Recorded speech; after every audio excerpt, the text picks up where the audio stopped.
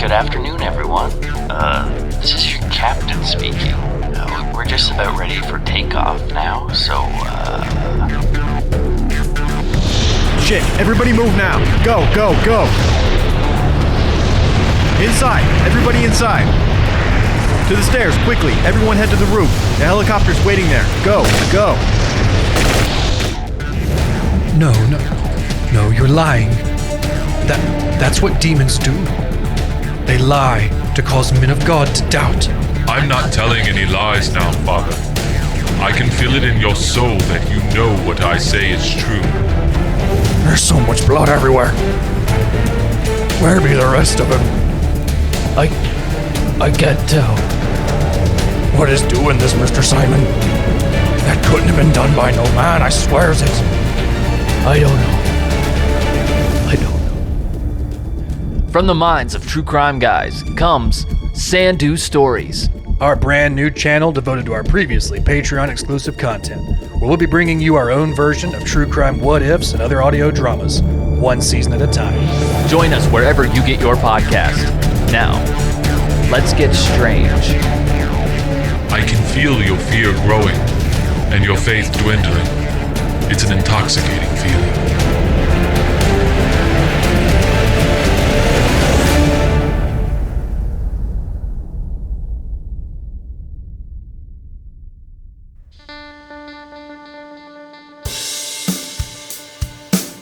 Hello and welcome back to True Crime Guys Podcast.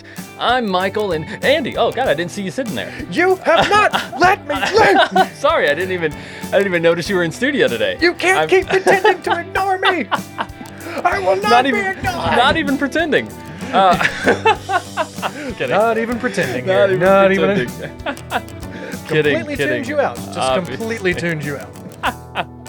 No, glad you're here, Andy. As always, thank you, sir. I think you're doing a fabulous job filling the huge shoes of Lorne. I think actually I'm filling your shoes. Yeah, you are. Yeah, that's much easier. Yeah, I'm filling your shoes, and by the way, they're too small. Well, that's good. We have an abundance of Andy in the shoes that used to be mine. So there we go. Your shoes, just small little feet. I'm cramming in here. I'm busting out the ends. That's right. His toes are busting out the edge of my shoes right now on YouTube. If you guys want to subscribe, you can watch every single True Crime Guys episode on YouTube. Did you know that, Andy? Unfortunately, I'm not flexible enough to get my foot all the way up here to show him, so you have to take his word for it. That's right. Maybe we'll put up some pictures on social media or something. That's the OnlyFans too. Yeah, maybe on TikTok, right? Because we're on TikTok. TCG feet pics. Yeah, that's OnlyFans. That's OnlyFans. But you guys can follow us on TikTok and see some exclusive content on there. You can. By that, I mean Patreon exclusive content. Mm-hmm. Because we covered the Coors family last week. Yes, we did. Yes, and my daughter Melody, who runs our TikTok account, has already started putting up clips from that episode that, in my opinion, I thought were quite funny. I hope you like them. Your German accent was on point. On point? Yes, very nice. Yes, very I made nice. them all proud. Yeah, you certainly did, sir.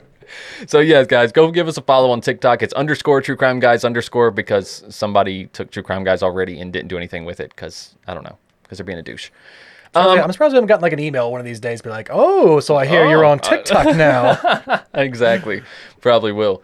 But also, guys, if you're watching on YouTube, check out these stickers. These custom-made, custom-drawn stickers, also by my daughter Melody. There's one here on my water bottle here, and also on Andy's laptop. But you can get these at truecrimeguys.com and click the link beside the picture of, this sticker. It's pretty easy to do. It's $5 shipped to wherever you live. Mm-hmm. Wherever you live, guys. Also, what else is going on True Crime Guys Productions? Oh, I need to make an announcement this week. And actually, I don't think I even talked with you, Andy, about ears, this Michael. before the I'm show. all ears. Okay. And it's about Strange and Unexplained. Strange and Unexplained is going to go on a little hiatus, okay? Just for a little while. We did a 3-year first season, literally April 4/20, April of 2020. Is when we started. Mm-hmm. And we have not missed a weekly release on the Strange and Unexplained platform all the way up until now. And our last episode for this season, that's what we'll call it, I guess, will be May 1st. And that will be our episode on Shanquella Robinson. It is a local case to me. It's a case that I'm very passionate about. It just happened in October. It's very current, and it is extremely irritating, to say the least. It's a little bit, and I guess you've earned a bit of a vacation from Sandu proper. Yeah, and this might be a regular thing we do with Sandu proper. Maybe we'll just take summers off. You know, Sandu is like school. You know, I'll school you all year long, and then I'm going to take the summers off. Yeah, even teachers need a break. That's right. That's right. But you still have Sandu Stories every other Tuesday coming out on the free platforms. There will be 10 episode seasons for Sandu Stories. So once that 10th episode comes out, I'll probably put out another announcement episode letting everybody know what's going on. And then it will be, you know, a few months in between before we start season 2 of Sandu Stories. Again, that's every other Tuesday, wherever you listen to podcasts. And guys, you can get access to every single thing we create, as always, at patreon.com/truecrimeguys. Speaking of Patreon, I want to thank Chelsea Richardson for a suggestion. This wasn't the third in a row, though, again. right? Not third in a row, right? I really got to start vetting these better. You need a fucking spreadsheet. This is an operator error, isn't it? You need to get a spreadsheet going in here Do somewhere. you know how to use Excel still? I do not excel at that. God damn it. So that was a dad joke, and I'm fine with that. Yeah. Well, we're dads. You're going to have that.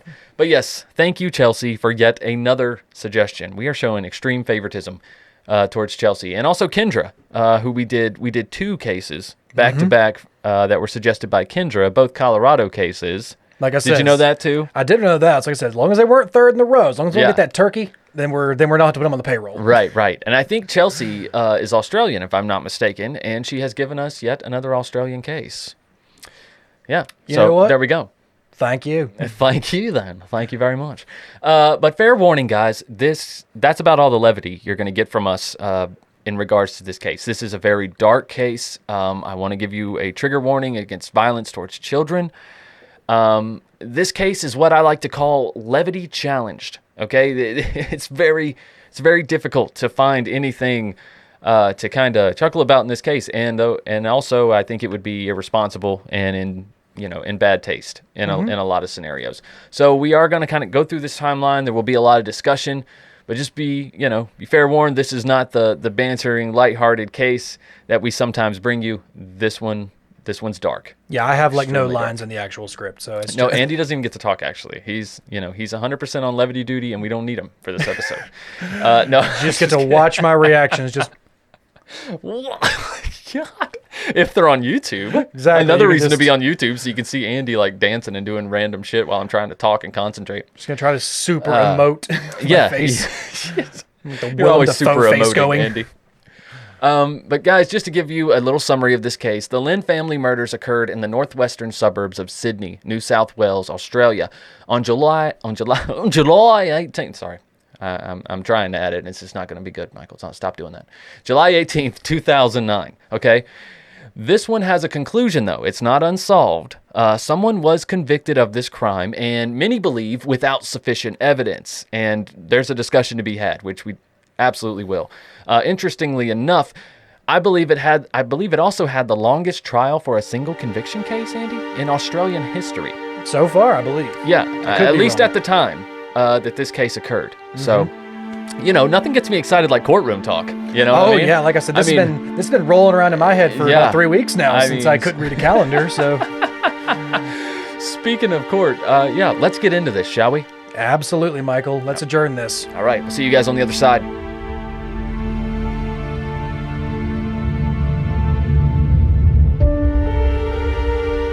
Do you know anything about the murders of Lin and his family? Anything else about? Yeah.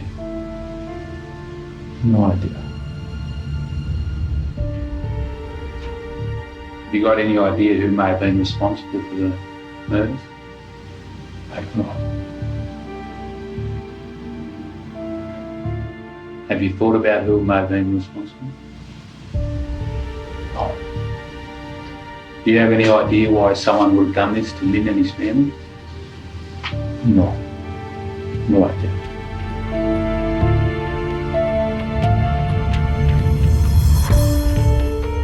Where are you?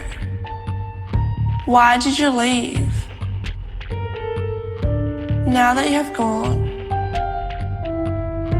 who am I going to share my secrets with? Who is going to fuss over me? every single day.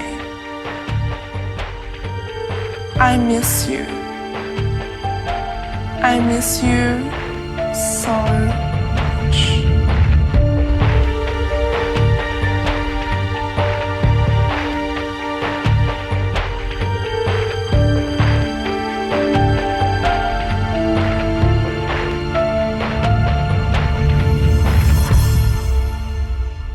Well, this one is called The Lin Family Murders, so let's meet the Lins. I think Exactly. that's a great place to start. Let's just go chronologic, because this whole case is interesting enough.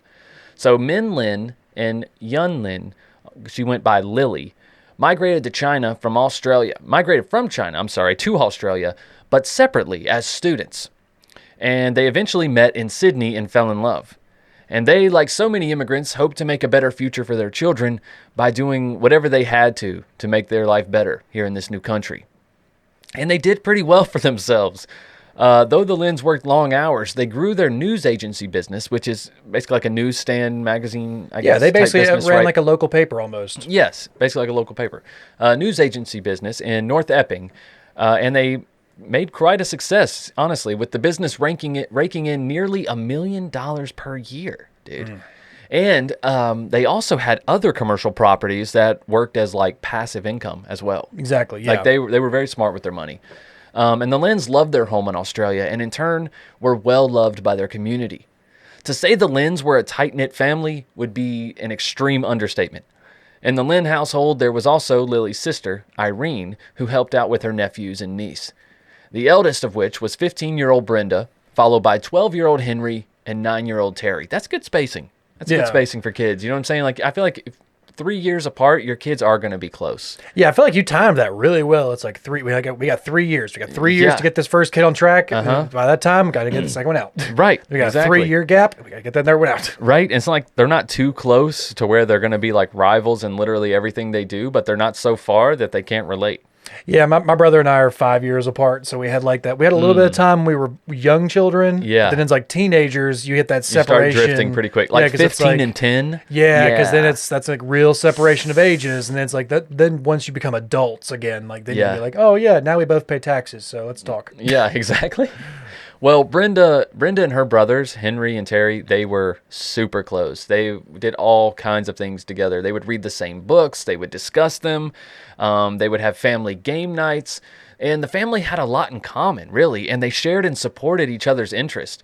So it naturally made them that much closer. I saw that was one of the things that Brenda talked about, having like sibling reading sessions where like they would all literally have the same book sitting together like on the couch or on like a beanbag chair, and they would all read together and like have a space where they were gonna stop and then have their own little book club afterwards. Like pretty much we're gonna read until we get to chapter 3, stop, and then we're all gonna analyze it. It was like they had like sibling book club at like very young ages, which is fucking awesome. That is a great thing to implement. That's really cool. I love that idea. I was like, that sounds so cool. It really Family does. book club. It really does. And everyone benefits from that too. It really does. And then you have something that you can draw from, references that everyone in the family understands, you know, jokes. It just builds on itself when families do things like that together. Speaking of doing things together, Min Lin's sister, Kathy, and her husband, Robert and Kathy Z was their last name, also fancied a move to Australia. They figured they'd come to start a new life as well. Like, why not, right? It was working out great for the Lins. So they're going to start a new life as well. So they moved to Melbourne, Australia in 2002. You see, Robert was an ear, nose, and throat doctor back in China, but decided on a new career in Australia, the restaurant business. Yeah, because obviously you can't transition that skill across language barriers. I mean, obviously. Right. You can't transition medical knowledge across language. Obviously, I have to change careers completely. Well, I think he wanted to open a Chinese restaurant. He thought that would be the best thing to do. I'm just saying when you need to start a new life, it's like, well, why don't you go ahead and take the career that you're already like a doctor in, and like get some money put aside once you get there. Maybe his degrees and certificates or whatever weren't recognized in the U.S. And so, or maybe he just didn't want to do it anymore. Or, in Australia. I mean, he just didn't love it anymore. In Australia, right. Maybe he just didn't love it anymore. Yeah. Or so we'll see. Right. But yeah, so his restaurant business failed. And he blamed it on the fact that he wanted to bring these 3 cooks from China who he really liked, I guess, and they were unable to get passports and unable to come to Australia for whatever reason. And so he said that's why it failed. So, Obviously, in case you wanted to know, didn't have the right chefs. I mean, that makes a big difference. Absolutely, you're trying to be authentic. Also, I mean, maybe you should have a background in culinary. Yeah, if you're gonna try and open a restaurant, you're gonna open a restaurant, maybe. Or at least some experience in, service industry or something. Right. Usually going from, the medical field to I'm going to open a restaurant with no experience doesn't always work out very well. No, I've seen you a lot don't of bar think so? rescue. I bet people in the restaurant business be like, yeah, usually even with restaurant experience, it doesn't turn out very well. Yeah. I've seen a lot of bar rescue. There's a lot of those guys. Absolutely. But 3 years after this restaurant failed, the couple, the Z's, they moved to Sydney to be closer to their family, Min Lin and Lily. Kathy would start working part-time in Min Lin's news agency business almost immediately. And, that's probably the real reason for the move. Yeah, honestly. we'll give you a job. We'll give you kind of set you up. It's security. Yeah, you know we'll what I mean? set It's you like, up, kinda. well, you came here, you were a doctor, you were probably very successful in China. You didn't have a problem with income or finances or whatnot. Then you come to Sydney and you try something completely different and it fails. And now, a little bit of air is knocked out of your balloon. You're like, maybe I do need a little bit of help. Maybe being near family would be a nice thing. You can't even blame them for this. To an extent, plus, and English is a second language of theirs. Yeah, I said, and plus the Lins also, this is their brother-in-law. It's his wife's sister. Of course, he's going to want to extend a helping hand. No, it's actually Min Lin's sister. That's what I'm saying. It's the husband. It's his brother. It's his brother-in-law, and he's the one who started the the newspaper stand or whatever. Right. So it's like it's his brother-in-law. It's his wife's sister. So it's like, of course, they have a very close-knit family. They're going to want to bring them in and try and help them as much as they can. So it all makes sense leading up to all this stuff. Right. Hey, creepers. We got to take a tiny little break, but it's for a really good reason, okay? It's to tell you guys about another podcast that we absolutely love. A podcast cut from the same cloth, or what have you. But it's Killer Queens. Okay, guys, if you haven't heard of Killer Queens, they're an amazing podcast. It's very similar format to what we do here at True Crime Guys. Tyrella and Tori, they dissect all types of crimes, serial killers, one-off, strange cases, just like we do here in True Crime Guys. All the witty banter, 90s references, southern sass, and so much more, guys. Killer Queens, they're one of the best in the biz. If you don't believe me, check out their promo. Hey y'all, I'm Torella. And I'm Tori. And we are sisters and host of Killer Queens, a true crime podcast. Now, we could tell you about our show, but in the words of LeVar Burton, don't take our word for it. Here is an actual listener's description of the show. Okay, she says, think Cher Horowitz meets Dolly Parton, create a love child. Then that person meets Bill Curtis, our one and only, and 2 random girls are the product of that. That's Torella and Tori, sisters and hosts. Smart, weird, pretty, blonde, hilarious, southern, and just really okay with being themselves, even when it is weird. Oh, and it's weird. It's real weird. It made me realize they became their role models without even meaning to. Oh my gosh. We are so #blessed to be mentioned in the top true crime podcast list on Marie Claire, Cosmopolitan, and Women's Health magazine for 2021 as well. The Women's Health magazine review concludes with, each episode contains a healthy dose of comedy and 90s references. What more could you ask for? New episodes release every Monday beginning in 2022 and are available on your favorite podcast app right now. Be sure to search for and subscribe to Killer Queens, a true crime podcast on Apple Podcasts, Spotify, iHeartRadio, or wherever you listen. But no pressure. We're not your real mom, and we never will be. Bye. Bye.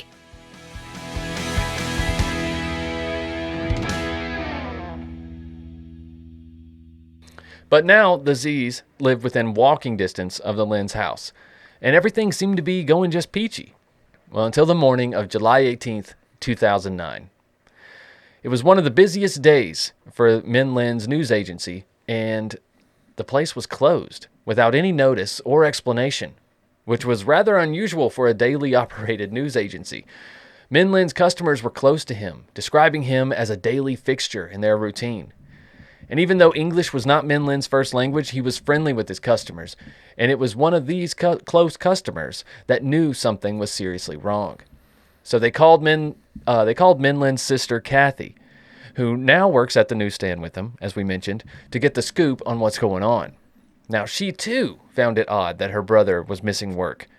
Was one of the kids sick? She speculated possibly Min himself was sick. But her questions were answered in brutal fashion when she and her husband arrived at the Lin's home and realized that the front door was left unlocked. They pushed the door open and stepped inside. I mean, calling out to the family, calling out everyone's name, not getting any response. So they start to head up the stairs. And in the master bedroom, they could tell that someone was lying in bed. And upon further inspection, they realized that they had been bludgeoned very badly, with blood splatter covering the ceiling, wall, floor, and furniture. And even though the bloodied face was hard to decipher, Kathy knew that it was her sister-in-law, Lily. And again, like I said, like the customers start showing up in the morning. There's no sign on the door. There's no notice that says we should be closed. And immediately, this is he's built such a relationship. They call out, they call his sister or his wife's sister. She starts calling the family. No one's answering. Right. So they've called the husband, or they've called Min Lin. They've called his wife. They've called the house. No one's answering. And so, like I said, Michael, they're walking distance. So yeah, what are they going to do? They're just going to walk on over there. Absolutely. All this is making sense so far. Yeah, absolutely. So after checking Min and Lily's room, they then checked Irene's room. And noticing the blood on the doorknob, they opened the room to find her bludgeoned beyond recognition as well. And as for young Terry and young Henry, both 12 and 9, they too suffered the same fate. But where was Min? Scared to death and nearly having a panic attack, Kathy dials 000, which is Australia's emergency service. Hello, I need an ambulance to 55A Boundary Road. What suburb? What suburb? North. Epping North. North. Just let me find it here. What corner street's closest? Close.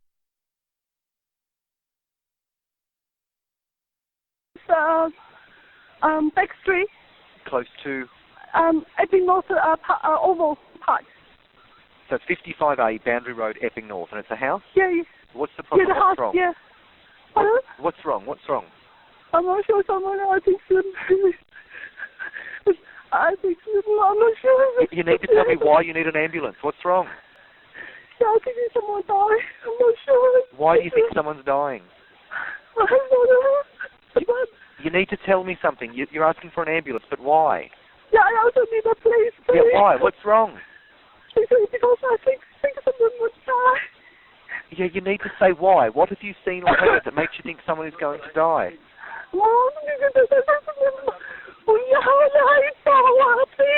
What is wrong? Don't scream. Just answer my question. What's wrong? Can I talk to someone else? Is there anyone else there?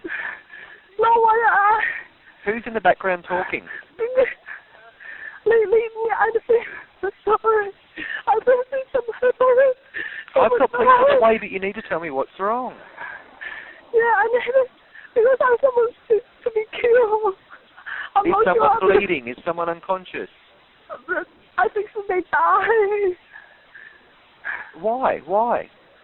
I'm not sure, but maybe someone killed my brother's family. No. Why do you think that?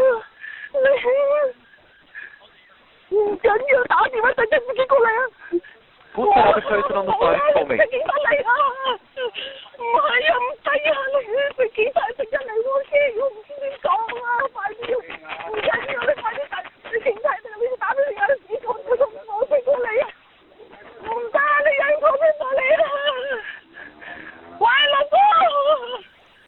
Yeah, so it's pretty difficult to listen to, and it's pretty difficult to decipher what's going on. There was a couple times she said, someone's killed my brother's family, and at the end, she was actually speaking Cantonese to Robert, and basically what she was pleading with him was, she was like, "Don't leave me here. I'm more afraid than you are. Don't leave me here." Yeah. That's the basic gist of it, from what I can tell.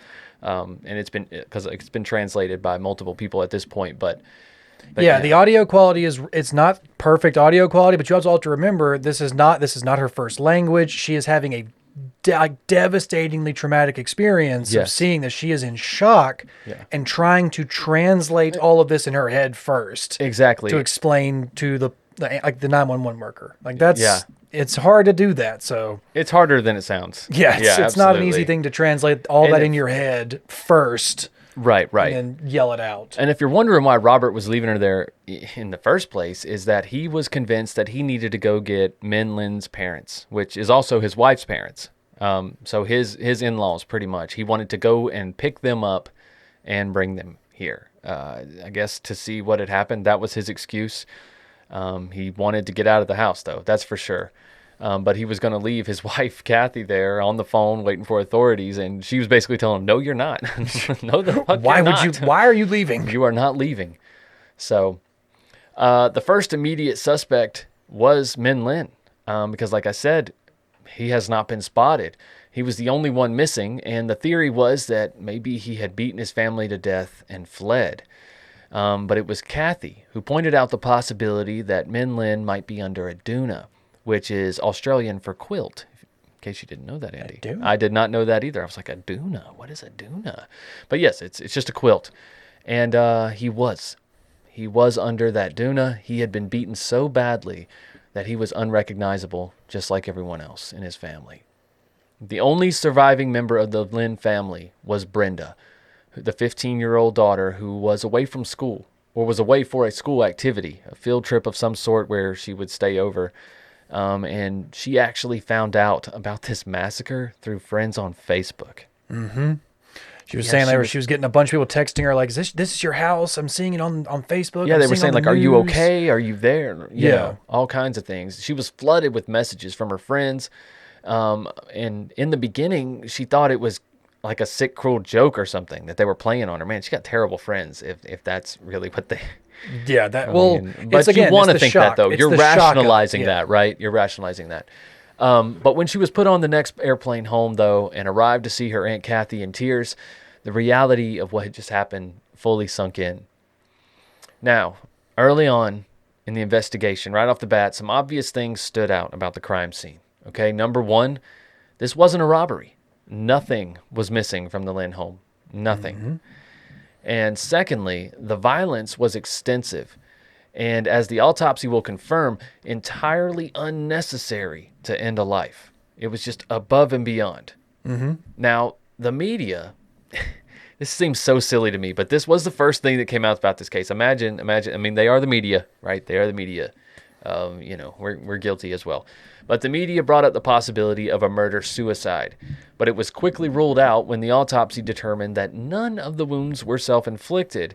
And, everyone was beaten to death. Yeah. I mean, how could someone, okay, let's say Min Lin, for example, beat his whole family to death, and then what? Beat himself to death. And then wrap himself or hide himself under a quilt. Right. Yeah. And beat his own face until he's unrecognized. Yeah, I don't think so. Also, where's the weapon? Where's the bludgeoning object? We still, to this day, don't know what was used to beat them. Mm-hmm. We do not know. So, but we do have some information. Based on one set of bloody shoe prints, the investigators theorized that there was only one murderer, which is crazy in itself to think 5 people were attacked, right? A family of 4, and then also Lily's sister, Irene, was in the house as well. 5 people, 3 adults, were attacked and all killed by one person. That seems crazy. Like at first I was like, there's just no way. There had to have been other people in here. But like I said, there was only one set of footprints that walked through the blood unless they all rocked the same pair of shoes. Which, hey, that's not even crazy. What's that? The cult, Heaven's Gate? They all wore the same shoes. Oh, yeah. Yeah. It's a big deal for Nike that year. Right. Or whatever it was. So they did. They had theorized that there was only one murderer who must have first suffocated and beat Min Lin and Lily with some type of hammer-like weapon, possibly with a string attached. I really don't know where they get that, but I don't know if he's slinging a freaking the hammer way on a string. It was more or less like described. What I saw was like it was like a hammer with like a rope or something wrapped around the head of it to kind of like dull the blow or something like that. To like so he wouldn't break the skin. Yeah, instead of just like so the hammer wouldn't just sink in or something like that. It would just like knock them unconscious. Yeah. So I guess that's what they were kind of saying was like a hammer wrapped in rope or something, or like twine or something like that. Well, let me just give you an example of how bad this was. Initially, before they came to the conclusion they'd been bludgeoned, they thought that they all took like point-blank shotgun blasts. That was the first theory, that someone came in with a shotgun, but of course no shots were heard. Nope. Nothing was heard. But Min and Lily, they had the worst injuries by far. And then, but the boys may have had the worst experience, because based on blood splatter patterns, investigators could tell that at least one of the boys was awake and tried to fight off the murderer. That's terrifying. You know, they had to, I mean, you think, how could everyone in that house just sleep through as one of their family members is getting beaten? Well, they didn't. They didn't just sleep through it. For one, Min and Lily's room is probably far away from Irene's, right? Being adults, their rooms are probably far away, and then the kids' rooms are maybe somewhere in the middle, close to Min Lin's. I know this is probably a large home. They were wealthy. They, like I said, their businesses brought in well over $1 million a year. So I'm sure they had a very nice home with space in between the rooms. And who knows, a lot of people sleep with fans and radios on, TVs. This is Australia. White noise machines and all kinds of stuff, right? So maybe they didn't hear. But one of these boys had to have. He had to have. One of them got up. They also put the murder at the time somewhere between 2 a.m. and 5:30 a.m. Because at that time, the electricity to the house was cut off. And you also have to remember that Min Lin would normally go to be at his newsstand. He would be getting up around this time to go be at the newsstand, usually by around 5:30, 6 o'clock. Like, you know, what's the baker's shift kind of deal that they talk about? Yeah. It's like that's when newsstands start getting their stuff together. And, it's kind of the same deal. Absolutely. So obviously, though, since the power happened to be cut off to the house at the precise time that the murder happened, the murderer had knowledge of the layout of the house and also the location of the circuit and fuse box. I mean, and also there was no sign of forced entry, which we covered earlier. The door was unlocked. Yeah. Okay. The murderer also appeared to have a key to the house, like I said, and seemingly knew Brenda's schedule as well. For her doorknob was the only one left untouched. I mean, not even touched, not even opened. There wasn't even a smear of blood near her bedroom door. It was almost as if the murderer already knew that Brenda wouldn't be home that night, Andy. Yep, there was no footprints over near her side or her bedroom. There was nothing in the house stolen. Nothing had gone through her room. So nope. It's just like, why open that door, right? I mean, no one's in there. Why not? If you're a psychopath just wanting to kill a random family, there might be another victim in there. Yeah, why would you not go in there? Why would you not go in there? That's damning. 2 months before the murder, Min Lin witnessed a car robbery. Okay, this is a possible theory. It happened just across the street from his newsstand, and police thought that maybe he was being targeted for that.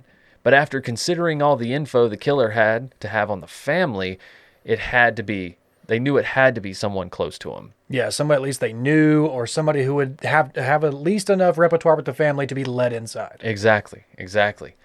And that limited it down to a very, very small pool. And one person stuck out in this pool above all, and the police turned their sights on Robert Z. So Robert is called in for questioning, okay? This is where he recounts the events of how he and Kathy found the Lins on that day that they were murdered.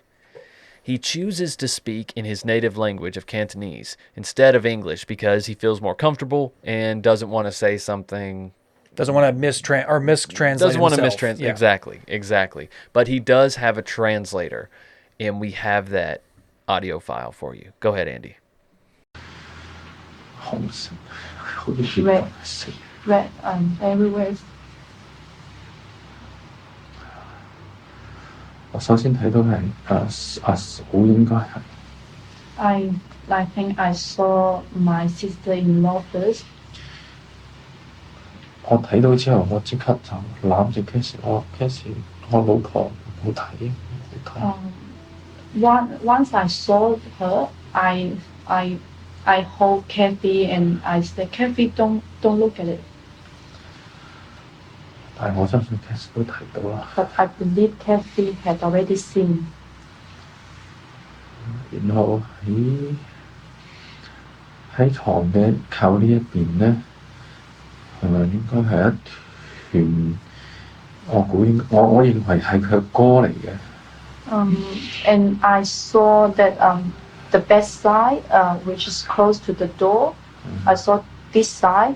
I saw a staff, a group staff. I think it was her brother.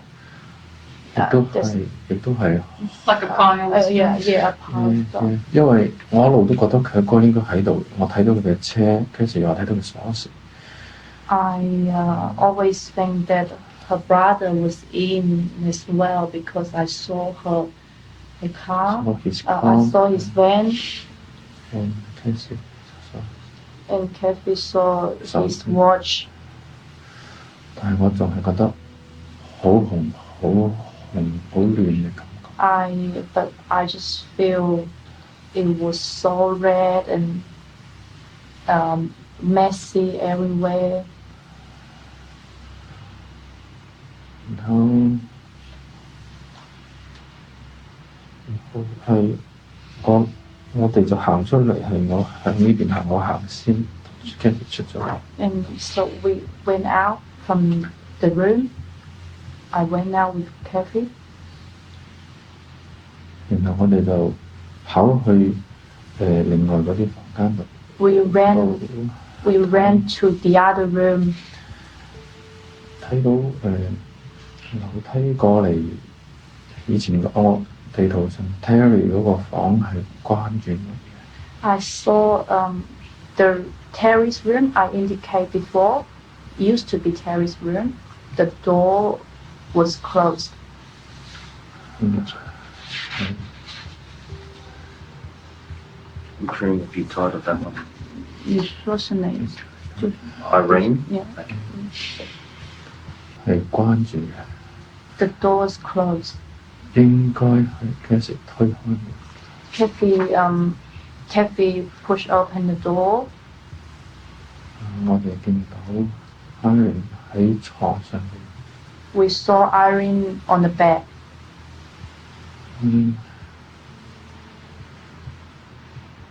亦都係周圍都好多血，好紅。Also a lot of blood around, very red.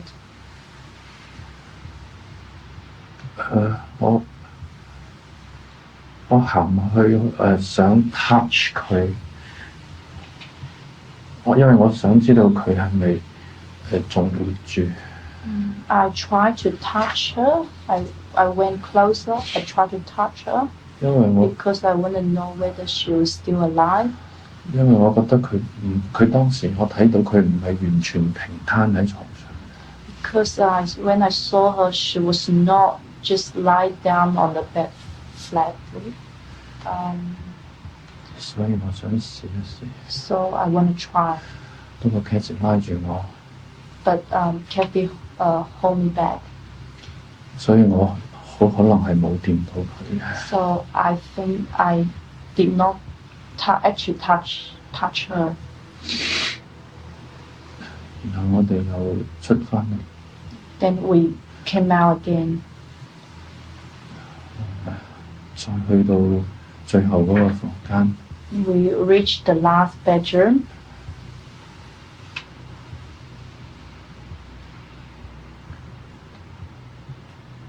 就係地圖上亨利嗰個房間。There's Henry's bedroom I indicate on the map. 嗰個門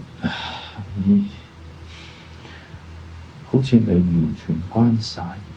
The door was half closed. 唔係好 sure. I'm not sure. 然後我哋入咗去睇。We entered the room. 同樣都係一眼睇到係兩個細路仔喺地下度。We can see both children were lying on the floor. 亦都係覺得好多血，好紅。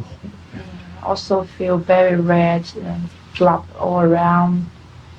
好亂嘅感覺。Messy.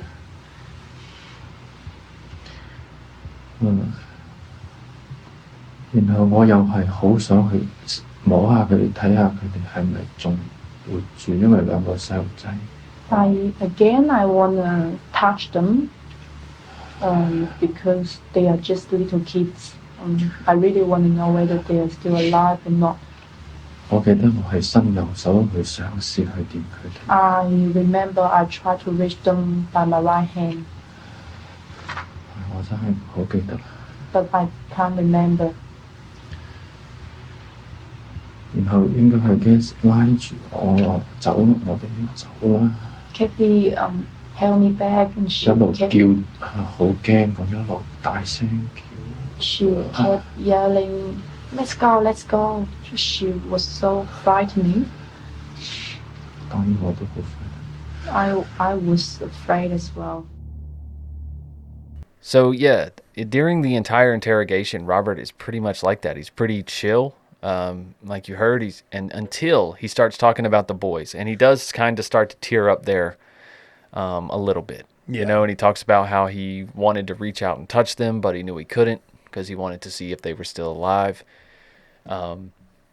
Yeah, like right here, you have to feel for him. It's like he could be, some people might say, well, he was acting suspicious from the first interrogation. And I'm like, I don't really see that in the first interrogation. He seems like someone who's in shock and is still processing what he saw, what he's going through at this time. And he's relaying the information as calmly and as clearly as he can.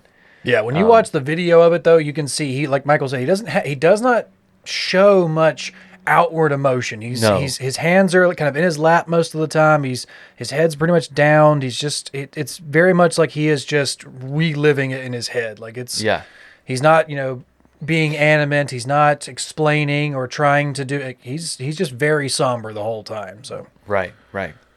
And him and Kathy, they kind of had to pick themselves up, right? Because young Brenda had nowhere else to go at this time. So they had to take her in. And they tried their best to fill their parents' shoes. They took her to school and they made her lunches. Brenda even said herself that Robert and Kathy were the next best thing to her irreplaceable parents. And maybe Robert and Kathy just wanted to help out. Or maybe there's a more sinister motive behind this.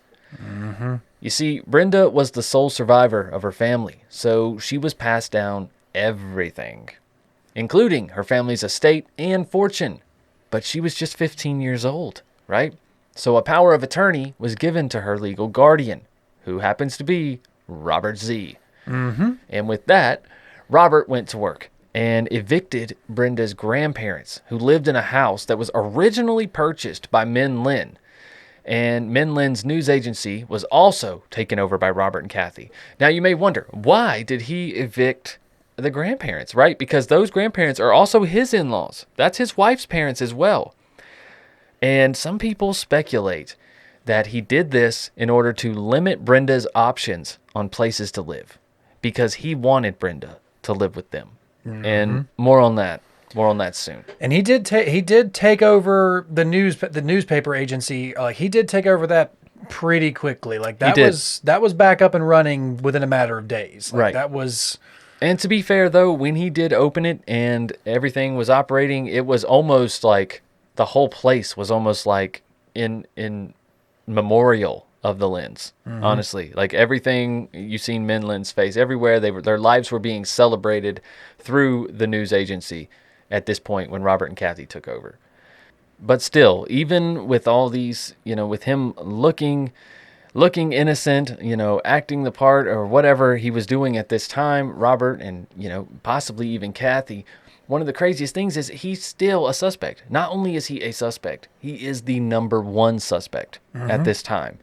And they still, authorities, being they, still allow Brenda to stay in the same house as Robert. I mean, he's the main murder suspect. Like, I just don't get it. They claim to have determined that Brenda was not in harm's way. But it's like, she's not in harm's way, but you still believe he's a murderer, right?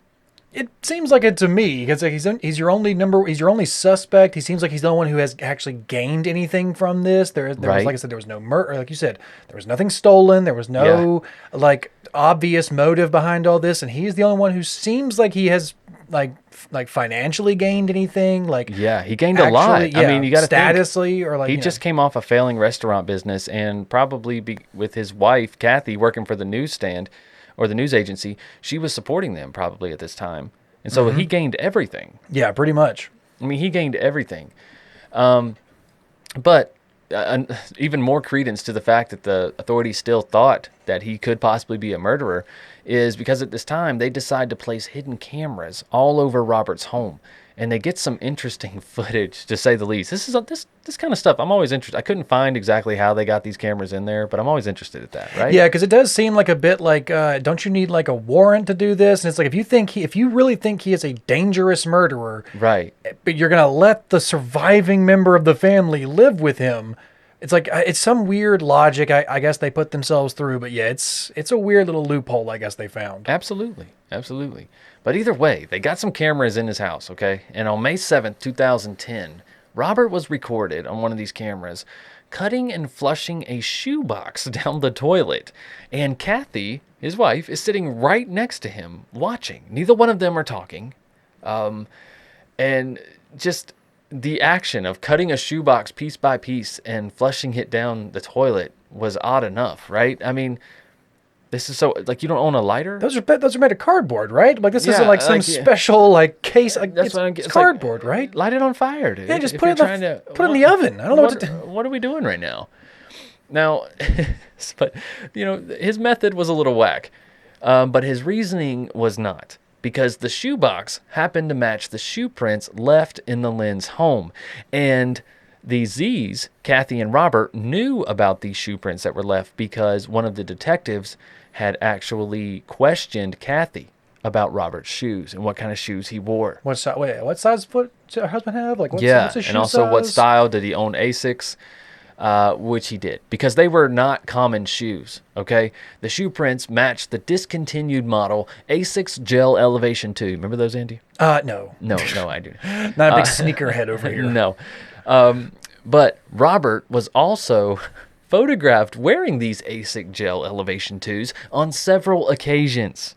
Also, Robert's shoe size was 9.5, which matched the estimated shoe size of the murderer, which was between 8.5 and 10.5, right smack dab in the middle. That's a pretty big gap. Yeah, it's like the foot could be anywhere between this big and this big. Like, well, I mean, it's smudge. It's because of the smudge. Like, when when you push and then your foot slides a little. Oh yeah, and it's kind of hard to tell. It's like, well, how wide is this footprint?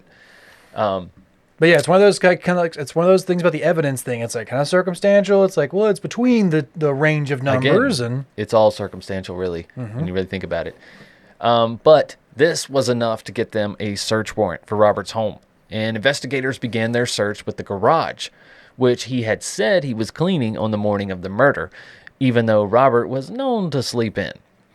But the police found beneath a dresser, they found a stain, which they eventually labeled as Stain 91. Now, it had a very complex DNA mixture that just happened to match 4 out of the 5 victims' DNA. 4 out of the 5 victims. This is in Robert's home, underneath a dresser. I mean, that's not exactly not incriminating. And it's like, how was the dresser over it? Why was the dresser over it? Exactly. How did all this get here? I don't know. Stain 91 does sound like a 90s alt-rock band. It really does. Like, that's Stain 91, bro. That's when they were really good. Or like a local radio station. Yeah, I seen Stain in 91. Yeah. Or like or like a local alt station. Like, this is Stain 91. Yeah, exactly. What's up, creepers? While we're goofing off anyway in this part of the story, let's spend this time doing something productive, right? Like sharing another podcast with you guys that we really enjoy. And that podcast is Cryptic Soup. Thina and Kylie over at Cryptic Soup, they actually helped us out recently with the Sandu Stories episode. Sandu Stories episode 26 features both of them, and we were super happy to have them help us out. And something tells me you'll be hearing their voices on more TCG products in the future. So, guys, here's their promo. Take it away, ladies. Hey you, yeah you, the one hearing us right now. Welcome to Cryptic Soup. I'm Thina. And I'm Kylie. We wanted to say hey and tell you about our podcast. It's a podcast we both host where we talk crimes, cryptids, murders, and a lot of wild stuff in between. You can find Mothman, Jeffrey Dahmer, SeaWorld, Spectrophilia, Casey Anthony, or even Skinwalker Ranch to be just a few of the crazy topics we cover. We even do some fun urban legends to make you feel like a kid at the campfire again. We're just two best friends hanging out, diving into all the things that your coworkers think you're a weirdo for wanting to talk about. We have a new episode every Tuesday at 3 a.m. Eastern Standard Time, and we're always open for case suggestions. Our Instagram is @CrypticSuitPod, where our DMs are always open, so slide on in. We always want to hear your opinions about any cases and episodes we cover. You can find our episodes on Spotify, Apple Podcast, and most podcasting platforms. At Cryptic Soup Pod, the menu is always overflowing with crazy topics you'll want to hear about. So join the conversation today and come hang out with us. Stay tuned.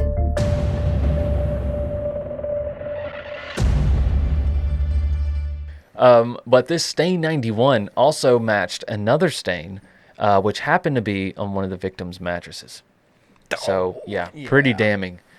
Brenda, though, initially believed that her Uncle Robert was wrongly accused.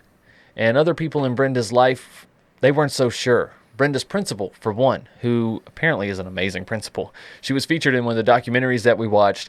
There's a link below the description of this episode, but she was super involved in her students' lives and really was there for Brenda after this.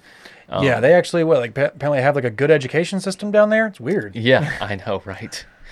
But the principal, worried about Brenda, decided, she reached out to her and was like, let me have lunch. I'd like to have lunch with you and your aunt and uncle. But it ended up just being Brenda and her Uncle Robert. And the principal stated that she was alarmed over Robert's behavior with Brenda. She says that he was physically too close and seemed to be pushing his opinions onto Brenda. And the principal later stated that she felt like she just had lunch with a murderer. That is a bold statement. That's a pretty confident statement to have too. I heard her also saying that not only was he like pushing kind of too close to her, but he was also like screaming at her at one point, like not at the table, but like away before if they walked away after they left or before they were coming up. Like she saw him like getting in her face and screaming at Brenda. Yeah, and she was like, "That's a bit worrisome." Yeah. Absolutely, especially at this point in her life. And, like, you're not her father. You're not even a grandfather. Like, yeah. You know what I'm saying? I don't know. And you adopted her when she's already 15 years old. Yeah. Like, she's almost an adult already. They have been living near each other for, like, the last 7 years. So, oh, yeah. She's been with these people almost her entire life already. But half of it. Yeah, it's like either way, you adopted her when she's already almost legally an adult. Like, she is 15 years old. She is going, she was already on, like, a overnight cross-country high school trip. It's a pretty big deal already. So yeah, exactly. But with all this, seeming evidence, I'm using quotes here, against Robert, it took 2 years before investigators finally arrested him for the first time. This was a lengthy process. But while in prison, they were actually able to get an inmate to snitch on Robert. The inmate was known as Witness A, and he said that Robert admitted to purchasing a hammer from a $2 store. And not a $2 store, but a $2 store, right? Yeah. Not like a dollar store. It's going up. Inflation, man. Inflation's a bitch, man. Inflation is a bitch. Even the Dollar Tree is $1.25. It's crazy. The dollar store. But this $2 store had no surveillance camera, and Robert was aware of that, apparently. And he made that clear to the inmate. And then he says that he was able to easily subdue his victims by using martial arts, where then he allegedly demonstrated the pressure points on the neck to this Witness A. And he claims to have sedated his wife, Kathy, so that he could sneak out of the house that night and her not be an accessory. Yeah. Oh, that's... this man doesn't look like Bruce Lee to me. He doesn't seem like It doesn't, but that does match what happened. The evidence does support that story, as crazy as it is. And it's probably exaggerated as well, as one would most likely do in prison. You're trying to talk big, you know what I mean? You're trying to talk a big game. You don't want to be a bitch. But we also have to mention that this Witness A did get a substantial reduction in jail time for this. And like I said, and bragging about martial arts, it's like pressure points. It just sounds like something you would do in prison, honestly. But I don't know. But why do it though? You're claiming your innocence to everyone, or maybe this Witness A made this shit up too. Because it doesn't take a brainiac to make this shit up. Yeah, exactly. Right? I don't know. It seems like a $2 store with no surveillance camera. It seems very dumb. Like anybody whenever there's like an inmate snitching on somebody else, it's like if you're in prison It's like, why would you talk to anybody? Why would you confess to anybody? Especially if you are maintaining your innocence. Yeah, or it's like, even if, it's like, if you have a possibility of anything, why would you confess to anybody in prison? Like, it doesn't matter. Like, you don't think there's microphones everywhere. It's just like a weird thing to be like, listen, I know we just met, cell buddy, but yeah, I think I can trust you. You never can. You never can. You never can. You absolutely never can. Don't do it, peeps. But the next year, 2012, Robert was to stand trial for the mass murder of the Lin family. Kathy stood firmly next to her husband, always believing he was innocent. And like I said, Robert always claimed that he was innocent as well. In his first trial in 2013, this is 4 years after the murder happened, Robert pleaded, you guessed it, not guilty. But some other demons of Robert's decided to rear their ugly heads. Like when Brenda revealed that she suffered sexual assault from her uncle before the murder, becoming more frequent after the murder. You know, while she was living with him. Well, that became oddly convenient for him, didn't it? It did. It did.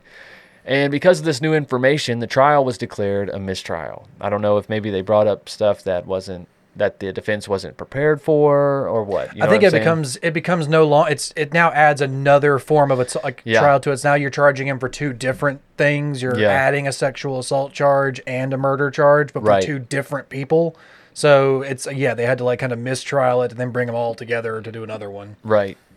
And then 3 months later, they did have another one. The second trial began. This time, the prosecution laid out Robert's motive, including the sexual interest in his niece, Brenda, also the success of Min Lin in comparison to himself, and Kathy's parents' favoritism for Min Lin over him. Man, it seems so petty, doesn't it? But lucky for Robert, I guess, the judge fell ill, and the trial was postponed to February 2015, with a new judge taking over by that point. That has got to be a bitch in the legal system sometimes to be like, it's so aggravating, dude. Sorry, I know we were right there before they read the verdict, but judge got the flu. So after 9 months, the new panel of the jury was still not able to come to a verdict. And by then, Robert had spent 5 years in jail. He was released on bail with strict restrictions and set to a retrial in 2016. This is it's dragging out ridiculous. So after almost 8 years, in February of 2017, Robert Z was found guilty, finally, on 5 counts of murder. He was sentenced to life in prison without the possibility of parole. And like I said, still to this day, Robert still maintains his innocence. Now, in the interview with 7 News, Brenda recalled her last memory of her father. It was the day Min Lin drove Brenda to the airport at 4 a.m. for her school field trip. And as they stood there at the airport, her classmates were crying and hugging their parents, and Brenda said her goodbyes and left without the dramatic farewells because, like some people say, when you truly love somebody, you don't have to say it all the time. Yeah. And I think she felt that with her father. She also knew it was only going to be a short time. Yeah, she had a really good relationship with him, and she also kind of states that she was like, I'm 15. It's like I wanted to look cool. I didn't want to look like I was, crying like some of the other girls. So exactly. we kind of just love you, kind of. Head nod kind of deal. Right. Trying to look cool and not wanting to be all sappy in front of her friends, which is that's a very teenage thing. And she openly says that she's like, I was a teenager. I wanted to look cool. And I actually have a quote from her here. She says, "To this day, my biggest regret was not hugging my father and telling him I loved him. To say thank you for being an amazingly loving and caring parent." And that's how we'll end this. Like I said, there is links to the documentary that we watched, and there's a lot of you get to hear from Brenda years after, which is fair. And you can tell though, even all these years after when they did this documentary, she still didn't quite have everything processed. There were certain things that she didn't want to talk about, the sexual assault mainly, and the reporter was kind of pushy, kind of pressuring her in a lot of ways that you could tell it's still somewhat fresh in her mind. She's still dealing with this. She might be 20. She's in her 20s now, yeah. I mean, by the documentary, though. I know she is now. But I'm saying at the time of the documentary, do you think she was? Yes, I think she'd already graduated. So I believe she was probably about 20, 21 years old at that point. But she'd already graduated high school. So still very young. I mean, she just went through this traumatic thing just 6 years ago, even if she was 21. and losing your entire family. I don't think that's a wound. That's not a wound that ever heals. You know, it's really not. Especially like that when you leave them and everything is supposed to be okay, and then someone and a member of your own family who you trust and who you've grown up with. I guess trusted. Well, yeah, or at least her family trusted. Like maybe she may have not. She did have a lot of, issues with her uncle, and there was, lots of claims of this and that. And like I said, she didn't really want to discuss a lot of those things, and she probably shouldn't want to. Like, it's her decision not to do that, and I'm glad the reporter kind of stopped pushing her eventually. But yeah, that's one of the reasons they had to declare a mistrial, because even her principal said, everything just did not seem okay. Once Robert kind of got in control, once he was the man of the house, now he just had so much to gain. He did. He seemed like the in-laws were already more proud of him, the Min Lin, than they were of him. Right. One thing that I also I failed to mention, because I didn't know if me and you had talked about it before, because we talked earlier about him being an ear, nose, and throat doctor back in China.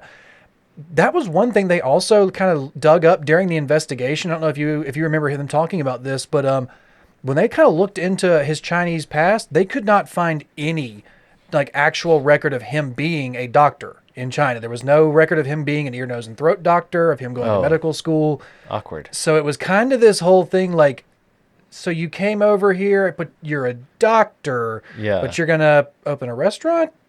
But that also failed. Yeah. So it's okay, maybe you're not as honest as you it's from right off the bat, when they're maybe he's not as honest as they think he is.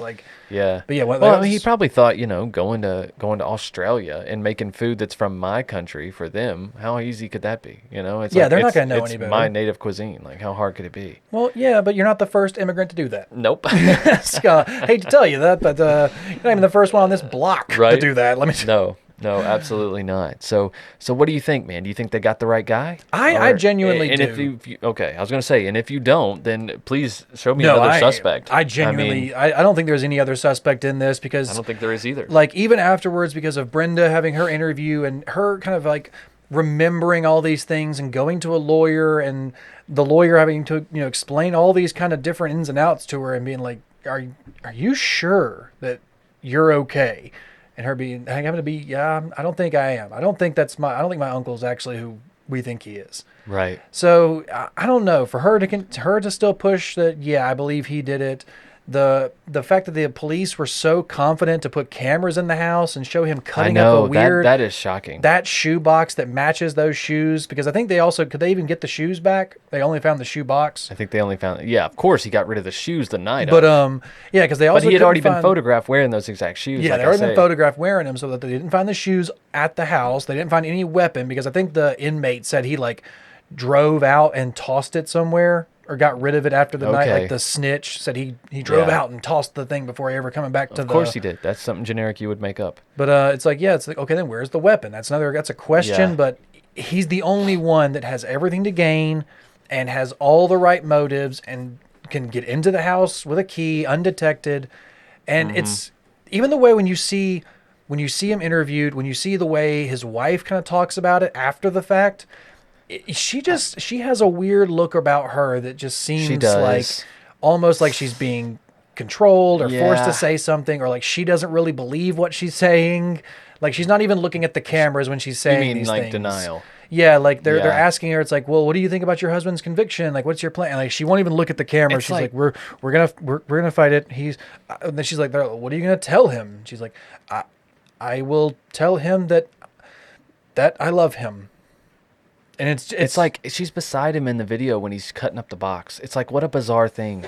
Why are both of you sitting together as you cut up this box? In silence. Why are you both just sitting here over a sink, just cutting up a shoebox into tiny pieces? He flushes down the toilet. I know, he's but you see him in the kitchen, he's just cutting it up over a big salad strainer or whatever, and then rinses it all off so it gets nice and soggy, and then takes it to the toilet. So it's why are you both just doing this in silence and very awkward, just body language the whole time? It's a very uncomfortable video. So it's why not burn it and then flush the ashes? Either way, it's a very weird thing to be I'm gonna cut this. A shoebox, it's not easy to cut up. That's what all the children use for dioramas and shit, because they're sturdy. They have a lighter, man. Yeah, they're sturdy. You're supposed to that's what they're supposed to be. You're supposed to hold some Jordans in there, some nice Asics or whatever. That thing is supposed to be hard to cut. Yeah, I don't know why that was your first thing to go to. That's what I'm saying. You got a matchbook laying around. You're gonna get all sweaty in that. You're gonna get a workout in there. Sheesh. I don't know. Weird, man. Weird. It is a weird case. But yeah, I personally, I do too. I think they got the right guy. I think Robert is guilty. But that's just a matter of opinion, obviously. Now, do I think that he can be proven guilty without reasonable doubt? I don't know about that. Without reasonable doubt. Without reasonable doubt, no. But at the same time, he's also, you watch him, he doesn't seem to have like so much declaration of innocence. He is not like screaming from the mountaintops like, I didn't do this. I didn't do it. Yeah, that doesn't mean anything. I don't know. I know it doesn't mean anything, but just the look on his face, he has a very empty expression a lot of the times and very just, I don't know, very collected behind his eyes. It like doesn't look sinister, but it just looks very calculating to me. I don't know, but yeah, I guess that is even more damning, huh? It is. Well, I'll tell you what else is damning. Walking around with smelly pits, dude. You do not want to walk around with smelly pits. I believe it. Look at this. Look at this. But it's a good thing you got some Oh My Gaia, though. I know. Smells great, but you can't stop. You can't stop this in the South, man. It is moist you shouldn't out stop here. it. It is damp out here in the South. You walk outside, you're just wet. You're just wet. Doesn't matter. But it's you know fine, what? though. Don't clog your pores. Smells amazing. That's right. And that is, like I said, that's all thanks to Oh My Gaia, which is an innovative all-natural deodorant, fragrance, and beard oil company specializing in paraben and aluminum-free products. And their innovative line of deodorants inhibit the growth of odor-causing bacteria while still maintaining effectiveness. And at Oh My Gaia, they got a scent that's for you, guaranteed. From vanilla, cherry almond, sandalwood, lavender, lemongrass, Egyptian musk. There's pear, sweet pea, sailor, barbershop. And we have our very own scent called True Crime Pine. I feel like one of these days you need to write a jingle for him. I think I did before, actually. It's like vanilla, cherry, almond, sandalwood, I've definitely lavender, written musk. an Oh My Gaia jingle before. Maybe Wendy wasn't a fan, and so I didn't do it again. I'm really not sure. But there's an episode. If you guys remember it, if anybody remembers it, please let me know. But I'm pretty sure I definitely did an Oh My Gaia jingle. I definitely did. But yes, because you guys are True Crime Guys listeners, you can use the code word CREEPER for 15% off your order at shop_ohmygaia on Instagram or ohmygaia.com. That's ohmygaia.com. And guys, use code word CREEPER for 15% off. Yeah, creepers. That's right. You can also use code word CREEPER for tonic CBD. That's right, Michael. And I will tell you all about that right now, my Please creepers.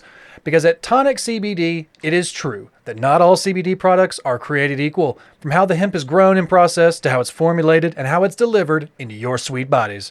That's why Tonic's products really stand out with original formulas using CBD, adaptogens, herbs, and superfoods, and has been working to deliver the most effective and intentional and sustainable products possible. Tonic cultivates their own hemp on certified organic family farm in upstate New York. That hemp travels only 30 minutes to their distribution facility, where it is then turned into a finished product and sent directly to you, ensuring only the highest quality vibes at every stage of the process. With values rooted in quality, integrity, and sustainability, Tonic is committed to creating plant-based wellness products that are good for you, the people, and good for our planet. That's right. So guys, if you're interested, please visit tonicvibes.com to learn more and use code word CREEPER for 20% off your first order. Again, that is tonicvibes.com to learn more and use code word CREEPER to get 20% off your first order and start vibing with us. That's right, guys. And best way to vibe with us, honestly, is Patreon. Patreon.com/truecrimeguys, and you can get in on all of the vibing that we be doing. That's where all the vibes are. That is where all the vibes are. The Patreon vibes. Patreon.com/truecrimeguys. There's a link right below the description of this episode. And right now, you lucky dogs, we are running a 1 free week free trial. One, you know what I mean. 1 week free trial. Free 7 days. 7 days, and you can listen to everything on the $2 tier for free, which is 70 plus Patreon exclusive episodes, including the one we did last week on the Coors family, crazy family, and as well as 50 Vault episodes from TCG. We'll be adding new episodes to the Vault here coming pretty soon, Andy. Pretty soon. We're going to have to put some more in the old vault. I don't even think you can get through them all in 1 week, so... I don't think so. It's a challenge. Good luck. Good luck. But at the $5 tier, if you guys like what you're hearing, you can jump up and you get like 100 episodes of just the banter, which me and Andy have now moved to a monthly show with a live Q&A, though. First Thursday of every month. Actually, this coming May, we will be May 5th, correct? Yeah, on the Friday. That'll be Friday because May the 4th is a holiday for Andy because he's a Star Wars nerd. May the 4th will not be with you, Michael. No, it won't. But May the 5th, we will be with you on our live Q&A only on Patreon, okay? But yeah, guys, thanks so much for supporting us. If you have a suggestion, please email us at truecrimeguys@gmail.com or reach out on social media at truecrimeguys. If you are watching this video on YouTube and you made it this far, hey, hit subscribe, right? If you haven't already. Appreciate it very much. New episodes every single Wednesday here on TCG, except for the one Wednesday a month where we're only on Patreon. But Andy and I will be here with Strange Shorts. You'll still get us. You'll still get us. That's right. I'm not leaving you. All right, Andy, I think that's pretty much it. You got any announcements? No. Can I go outside? You cannot. Almost. But I want to remind everybody about these stickers. One last time, truecrimeguys.com. $5. You can get your custom TV head running away from an exploding creep van sticker. It's kind of a lengthy name, but we think it's on point. Got a semicolon in there somewhere? Maybe a couple. All right, guys. We'll see you next week. Keep creeping until then. I say do that. All right, guys. See ya. Bye. If you've enjoyed this episode, please feel free to check out all the other shows on our TCG network, as well as subscribing to our YouTube channel. Starting every Monday with new episodes of Strange and Unexplained, followed every other Tuesday by our audio drama podcast, Sandu Stories. Then, of course, new episodes of True Crime Guys every Wednesday. And if that's not enough, head on over to our Patreon, where you can have access to hundreds of hours of exclusive content, including older episodes, Strange Shorts, the latest edition of Sandu Stories, and, of course, higher thoughts. But until next time, guys, keep creeping. You hush your mouth, boy. Let's end this, Michael. Let's end this. Let's end this. Woo, got them pit. Look at that. Oh, look at them pit stains. Is it on the camera? Oh, it's on the camera. You got to be careful if you're raising the roof. All right. That's just for TikTok. We'll edit it out. There you go. Perfect. That's for the TikTok fans? Exactly. Nice. This is what the South looks like in the summertime. Yeah. It's not even summer yet, Andy. It is to me. Oh, God. It is to me. All right. Here we go. You ready? Your chair is being extra squeaky today. You good? Oh, yeah. Take your shoes off. There you go. Get comfy. My shoes were making a lot of noise down there, so I'm just going to get them It's going to be some great outtakes. All right. Are you ready? Yes.